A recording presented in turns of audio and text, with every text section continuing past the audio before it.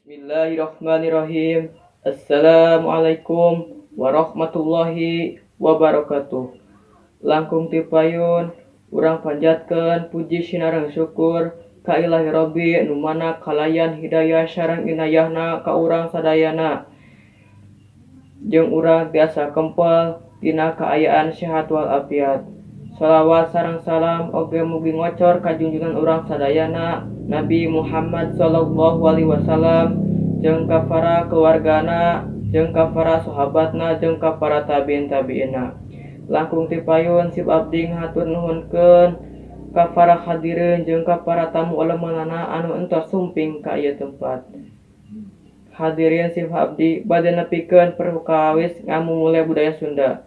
Basa Sunda teh budaya Indonesia, budaya mibanda oge basa batin anu tiasa ngaruh kanggo unggal jalmi.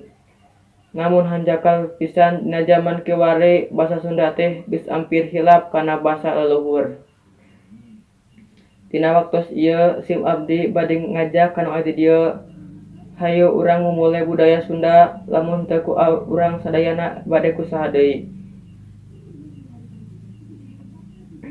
Sakitu anu kepihatur ku sim abdi hapunten boh bilih aya cariosan anu kalepatan mohon dihapunten. Wassalamualaikum warahmatullahi